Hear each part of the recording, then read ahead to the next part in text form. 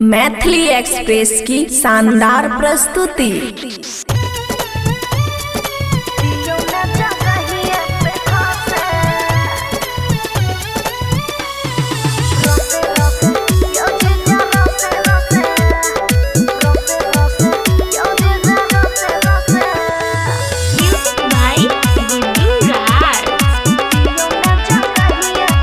खुशी recording studio बलुआहा। रसे रसे यौजी जा रसे रसे रसे रसे यौजी जा रसे रसे। चैन खो गया है, सब कुछ हो गया है। चैन खो गया है, सब कुछ हो गया है। कोरैया सूट लसे लसे, कोरैया सूट लसे लसे। रसे रसे यौजी जा रसे रसे रसे रसे यौजी जा रसे रसे।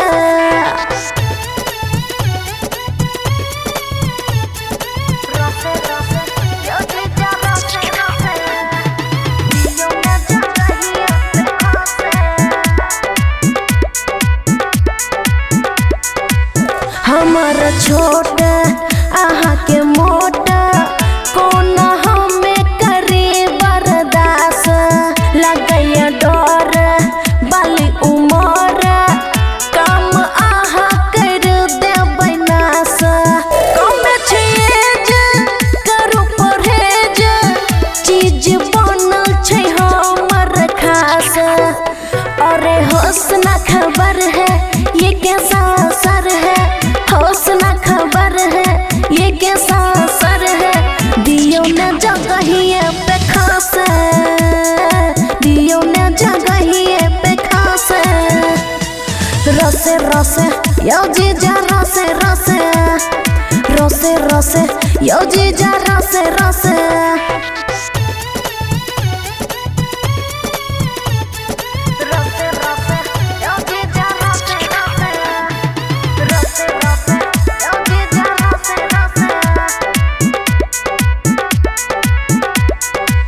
करू सवार लिया खबर, चढ़ के जे जा जाइया उतर।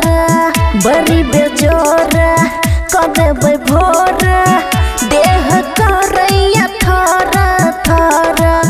मानु बात दै छी साथ, टूटे बॉडिया गतर गतर।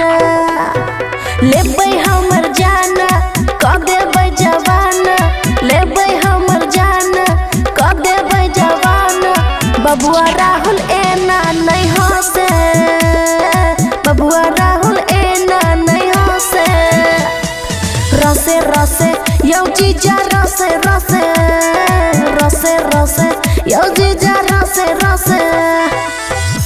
खुशी रिकॉर्डिंग स्टूडियो बलुआहा।